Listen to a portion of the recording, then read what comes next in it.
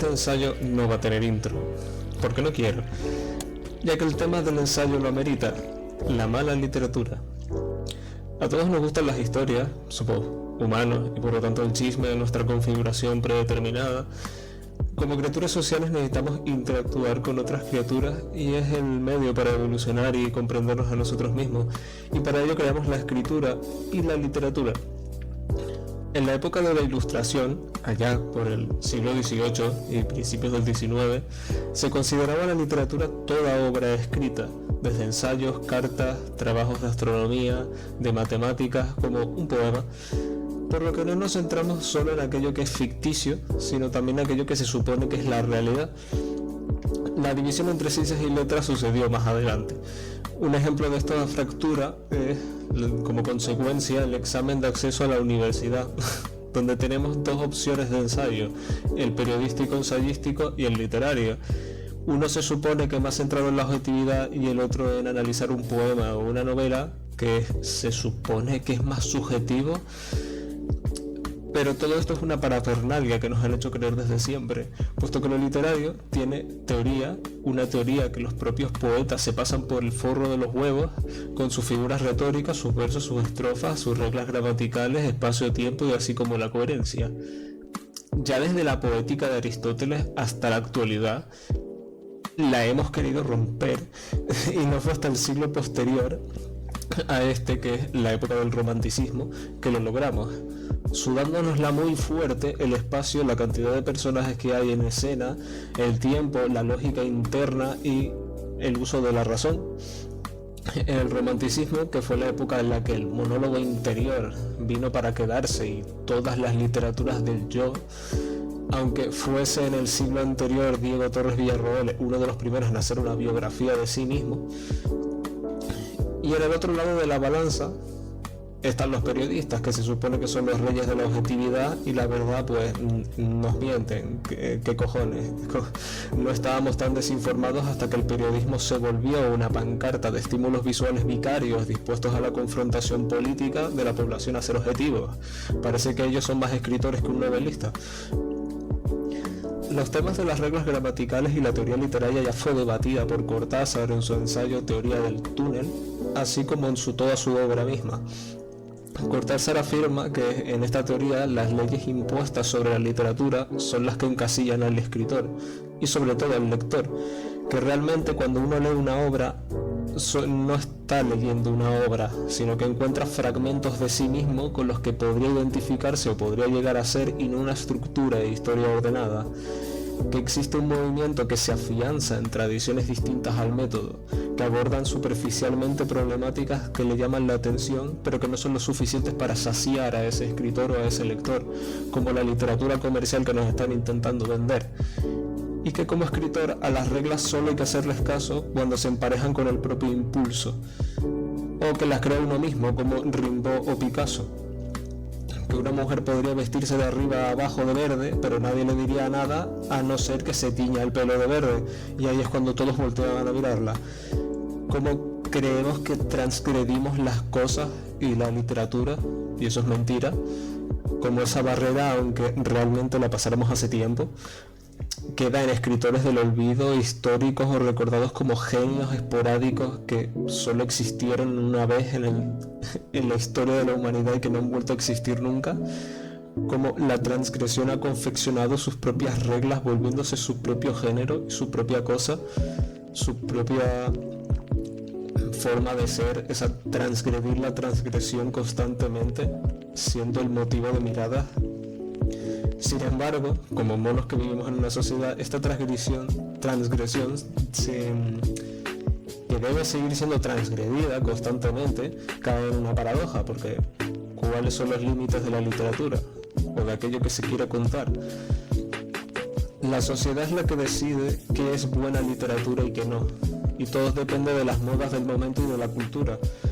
Hace años el cine y los videojuegos se consideraban de petardos sin criterio, y hoy día no ves si tú eres el que no ve una película, tú eres el raro. Lo irónico de todo esto es que el cine, al volverse mainstream, sigue contemplando esa misma definición dentro de sí misma, al tener un amplio catálogo tan grande y tan vasto que podemos generalizar y pecar en lo banal de que hay efectivamente mucho borrego sin criterio que ve películas y series que están de moda y que no tienen idea. Podemos autojustificarnos en que somos mejores que los demás porque tenemos un gusto aparentemente de nicho y extraño que nadie le gusta a nadie.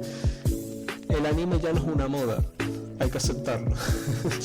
Antes la animación se veía como algo para niños, como personas inmaduras, que toda la animación entraba dentro de la categoría de Dora la Exploradora promedio.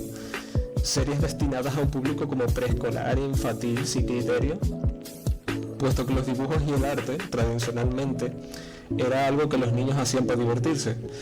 Pintar e imaginar historias, algo que es una dicotomía, puesto que vemos un cuadro en un museo y pensamos, ¡oh, qué genio el artista! Pero un niño que era Bellas Artes y en los 90 probablemente te llamasen maricón y te tirasen piedras. Entonces es bastante irónico. Actualmente se ha invertido y mucha gente, quizás demasiada, va a Bellas Artes. Se ha transgredido esa barrera de la belleza en el arte y la literatura. Sin embargo, como afirmaba Cortázar, la transgresión se ha vuelto su propio género, se ha vuelto su propia cosa, con sus propias reglas y afiliados a sectores políticos e intereses económicos, algo que ha ocurrido desde siempre, pero que no solo en la literatura o en los productos de ocio, en las investigaciones científicas también. El youtuber Temas que a nadie le importan, maravilloso por cierto, trató este tema en su vídeo ¿Por qué los científicos nos mienten?, en el que aborda que el avance científico está sujeto a la financiación de organismos que se mueven por sus intereses personales y que los científicos, para tener el apoyo de la prensa, los medios y el dinerito del Estado, deberán adaptarse a las reglas constreñidas e intereses promovidos en ese momento por el banalismo de aparentar. Algo que se ve perfectamente en el ámbito que nos ocupa con los premios de la Academia, siendo el hazmerreír y el centro neurálgico de la polémica durante años y años por situaciones absurdas, premios injustos o salida a la luz de chanchullos de que se compran los premios o los participantes ya sabían los resultados de antemano. Por lo que existe un grupo de personas que por interés egoísta decide a punta de dedo qué debe ser venerado por el pueblo como la más alta verdad. A veces nos predicamos con la causa, pero hay muchas otras en las que el fandom y la crítica están enfrentados 24/7 en una lucha inútil por decidir quién tiene la razón cuando algo debe ser bello y recordado para la posteridad como una gran obra magna de nuestra especie. En Dialéctica de la Ilustración, sus autores explican cómo la cultura de masas ha roto el sistema de producción para el entretenimiento, sosteniendo que esta misma, bajo la mano del monopolio, es idéntica en todas partes del mundo y los dirigentes no están en absoluto interesados en esconderlo ya. El cine y la radio ya no necesitan ser un arte, sino como un negocio que sirve a base de implantar ideologías que justifican la porquería que producen deliberadamente. Esta sobredemanda que existe por el entretenimiento en el mundo postmoderno y la participación de millones de personas hace insostenible la creatividad, volviéndose una cadena de montaje como cualquier otra, estandarizando técnicas de reproducción para satisfacer a la mayor parte de la población. Estos estándares surgieron en algún momento por una necesidad real de los consumidores, pero en realidad es un círculo de manipulación y necesidad, de condicionamiento ambivalente que se refuerza en pocas ganas y poco tiempo que la sociedad moderna tiene de discriminar aquello que ve y consume, porque más que usarlo como ocio o en momentos de enriquecimiento personal, se usa como una vía de escape de la realidad, automatizada, cual campana del Pavlov, para mantenernos enganchados a un sistema que ya estaba roto.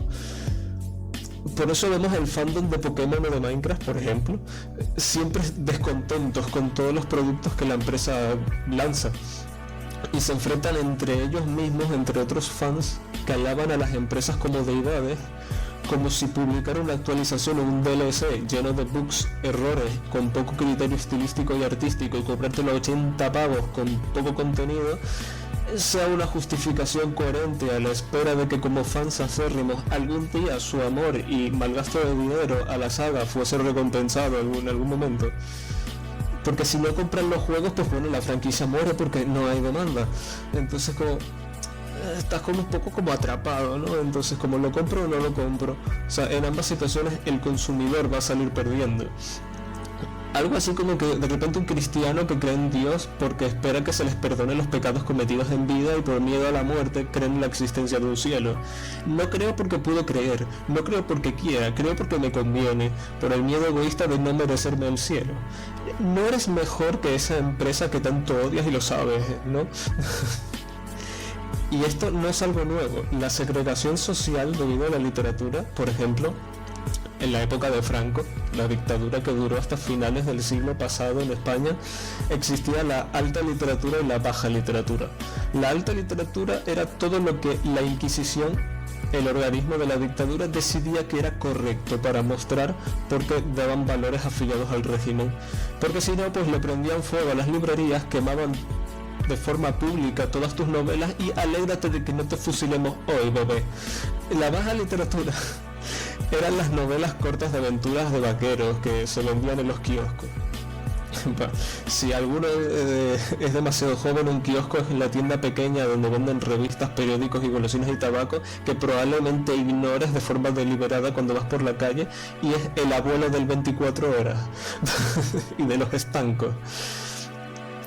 Las obras que allí se vendían eran compuestas principalmente por novelas de aventuras, de western, de ciencia ficción, policíacas, de espionaje, piratas, bélicas, novela rosa, escritas por autores supuestamente emblemáticos. Algunos sí, algunos eran escritores famosos de la época, que para ganar dinero durante el franquismo adoptaban un seudónimo para no manchar su nombre público con esa escritura del pueblo, de tontos, y escribían la misma novela todo el rato, de forma masiva. Era una cadena de producción. Solo cambiaban los personajes y el emplazamiento, y muchas veces estos seudónimos eran nombres extranjeros para hacer creer a la población de que esa obra estaba traducida y vino desde los países avanzados culturalmente como Francia o Inglaterra. Y a ojos inexpertos del ciudadano español común, pues decías tú, tengo la esperanza de que estoy curtiéndome de una literatura extranjera, y nada más lejos de la realidad. También pasó con la literatura, que ha sido tradicionalmente de por y para mujeres, en una época en la que esto estaba restringido a comedia romántica, ¿sabes? La novela rosa. Tramas insulsas, el hombre guapo de alta clase que enamoraba a la mujer de clase baja y la sacaba de la pobreza, y que en menos de una semana de quedar While Singing in the Rain son almas gemelas para toda la vida. Muy al estilo de películas norteamericanas de la misma temática, o series como Betty la Fea, que trataron en su momento. Y no se crean, muchos hombres en la época usaban seudónimos de mujer para publicar estas novelas, y a la inversa, mujeres usaban seudónimos de hombres o el nombre de su marido, porque en la época pues había leyes que restringían estas cosas para ellas, para poder publicar estas novelas. Esta novela de posguerra civil se caracterizaba por tener descripciones breves, diálogos muy extensos, sencillez del estilo y del lenguaje, con arquetipos de personajes que no evolucionan y que están a un precio relativamente asequible para la época, y que estaban en formato pulp o de bolsillo, o sea que eran fáciles de leer en una tarde, y tiene su origen en las novelas de folletín, por lo que podemos advertir que desde siempre el criterio estético está ligado a la cultura y a la política.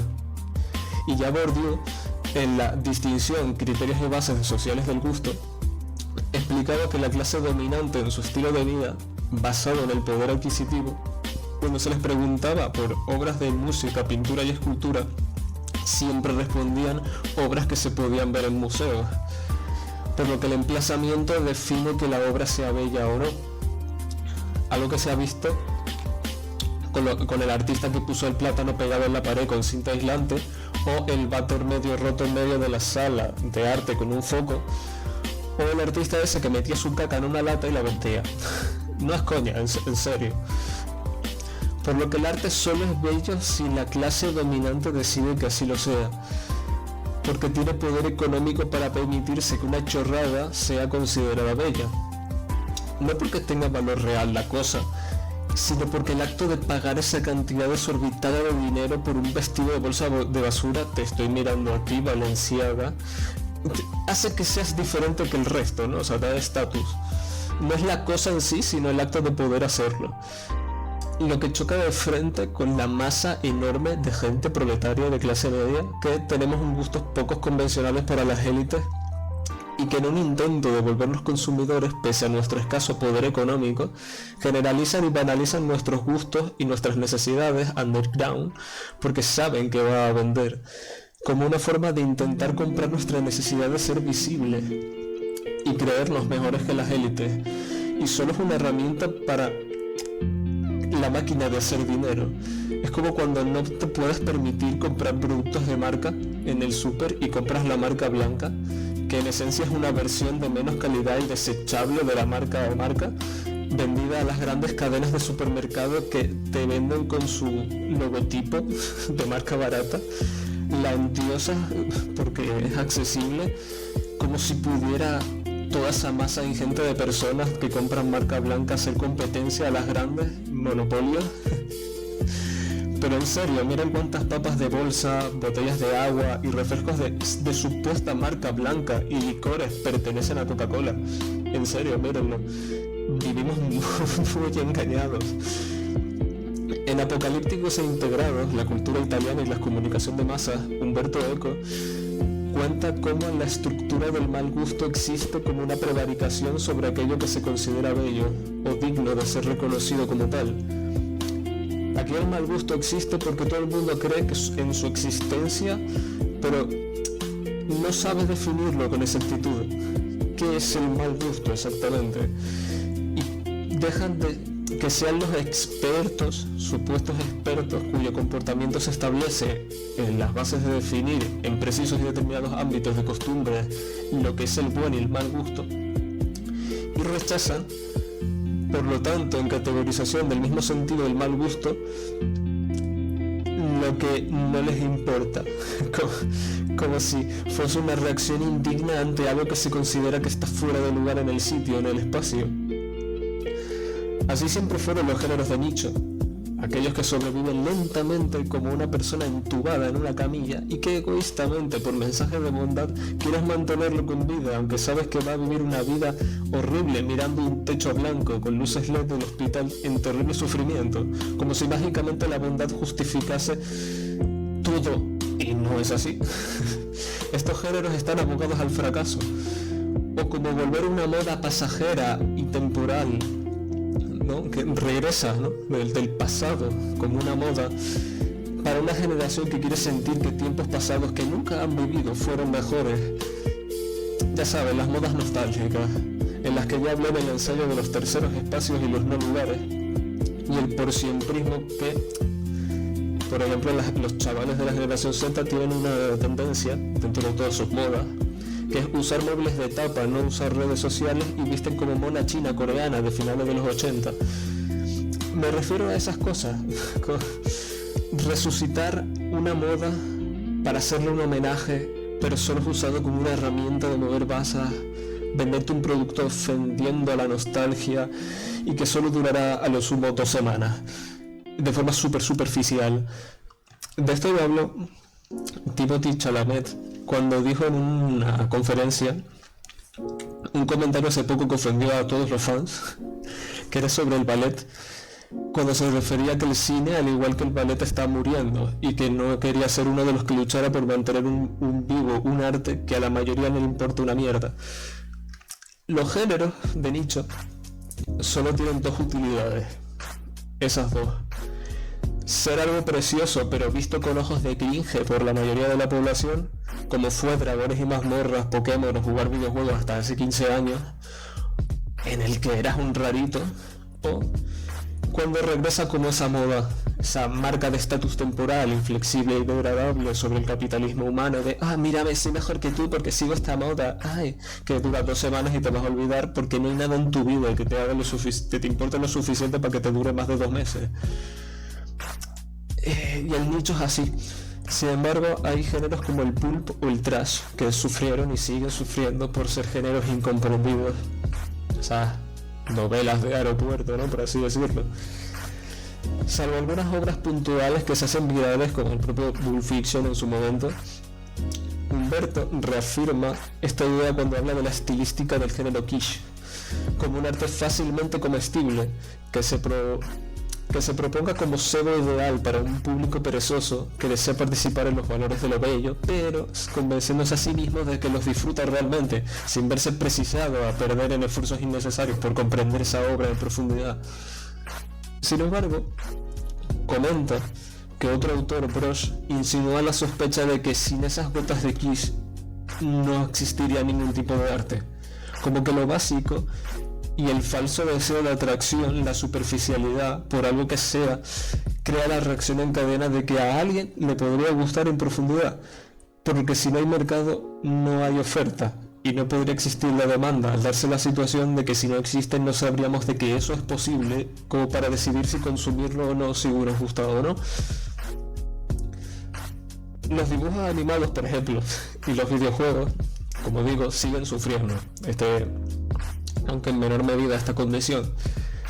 Hay dibujos animados que es para pegarle un palazo a un padre, horribles, sin sentido del gusto, que tratan al espectador como si fuera tonto. Aquí hay que partir de la base que hay una diferencia entre animación o literatura preescolar y literatura de imbéciles, o sea, es muy distinto.